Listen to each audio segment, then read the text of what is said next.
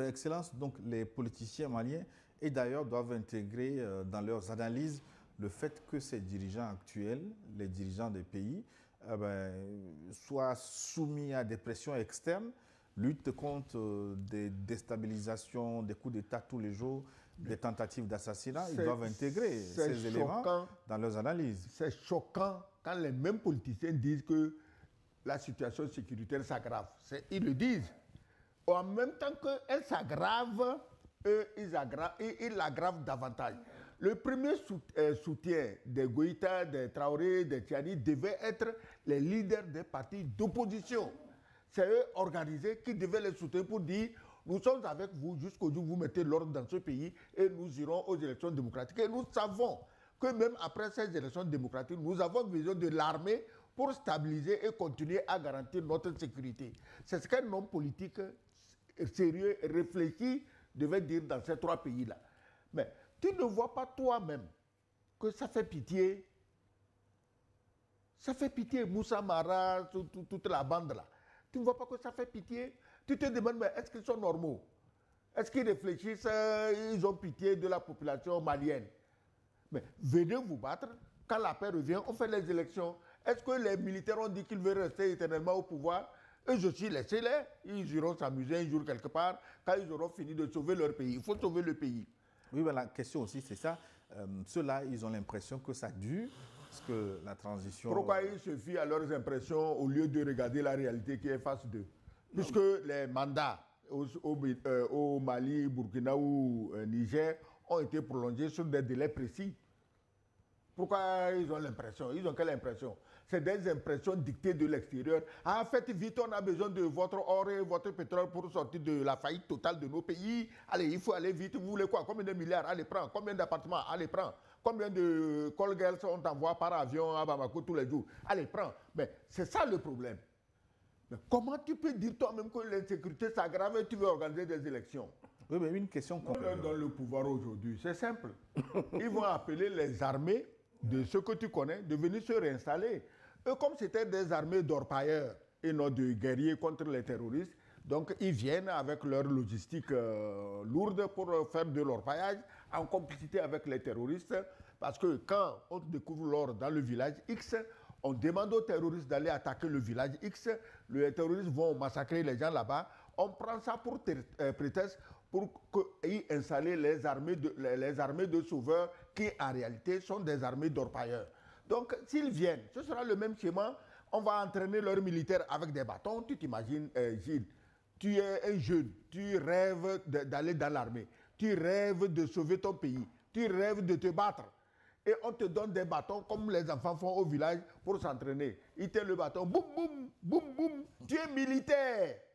Aujourd'hui, Mali, Burkina, Niger, on est sorti des bâtons, boum, boum. Mais les pays qui s'entêtent à suivre là-bas, mais on sait ce qu'on pense d'eux.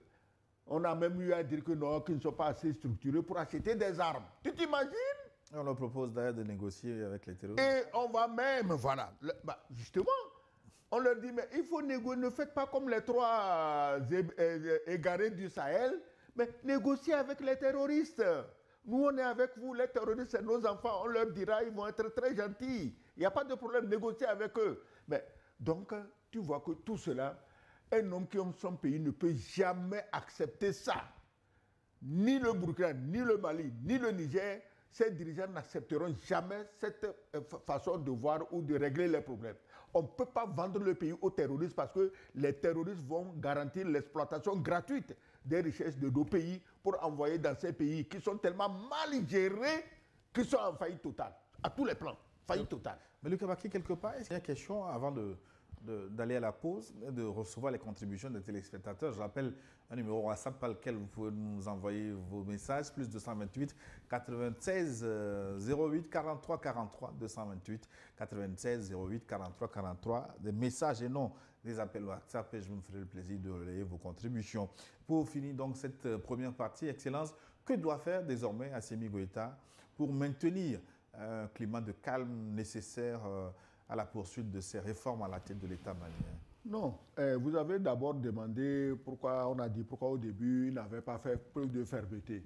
Mais eux, en homme raisonnable, logique, tous les Maliens ont tellement souffert de cette affaire de terrorisme et d'exploitation extérieure qu'ils n'ont jamais imaginé qu'un Malien majeur, c'est-à-dire qui dépasse les 18 ans, puisse se lever aujourd'hui et se mettre dans le désordre juste dans l'intention de faire revenir et les terroristes et les exploitants pour prendre le Mali en main.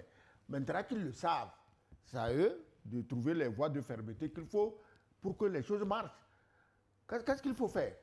Puisque les gens ont tiré les ficelles de l'extérieur, les marionnettistes sont à l'extérieur. Donc, tout ce que tu leur dis ici, les Moussa Mara et toute leur bande, ça ne leur dit rien parce que le marionnettiste est quelque part, qui réfléchit à sa place, qui lui dit ce qu'il faut faire. Donc la suspension des activités politiques, vous y adhérez?